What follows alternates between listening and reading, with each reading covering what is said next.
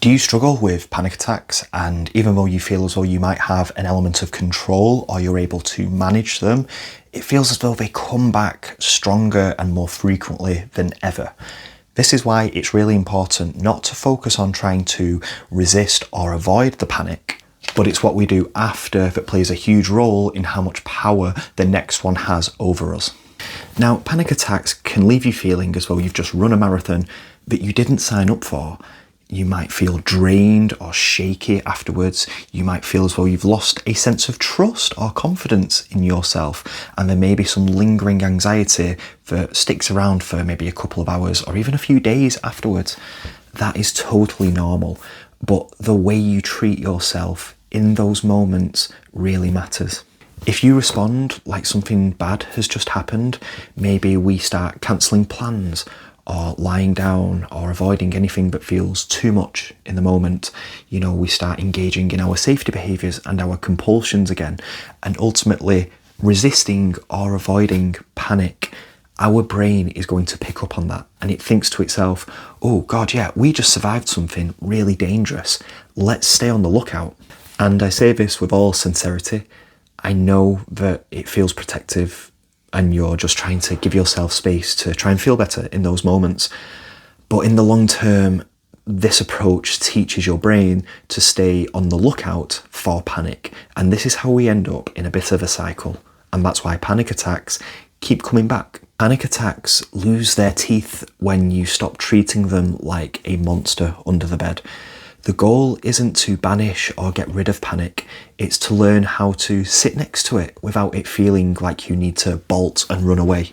You don't need to pretend it's fun, you don't need to have a good time, but you can show your brain that panic isn't a sign of danger, even if it feels like it. It's just an unwanted dose of adrenaline. It's our anxious brain firing off 10 out of 10 at a time when we don't need it to. And so our job now is to show it that it doesn't need to. The frustrating part is that the harder you try and stop panic, the longer it sticks around. It's like trying to fight your way out of quicksand. Fighting it only makes you sink deeper. And in those moments of heightened panic, it can be so tempting to feel as though we need to put in more effort or do more for it to try and make it go away. Unfortunately, that has the opposite effect. So instead of approaching it as, I need to fix this, let's try and see what happens if we don't fix it.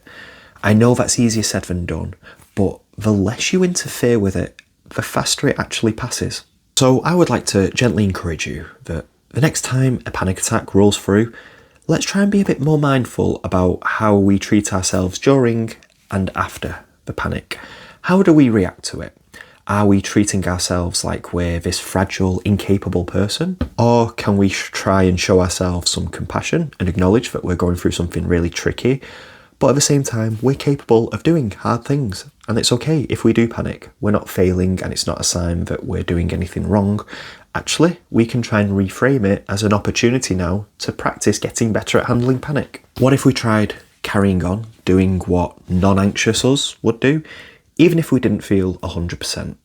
That is how we teach our brain that panic isn't something to be afraid of. So you're not broken. Panic doesn't mean that you're failing at recovery or at life in any way. The more you lean into it, even just a little bit at a time, even if it's just 5% more than we did last time, the less hold it has over you. And trust me, there will come a day when panic shows up and you realise, I don't actually care as much about this anymore. And that's when it starts to fade.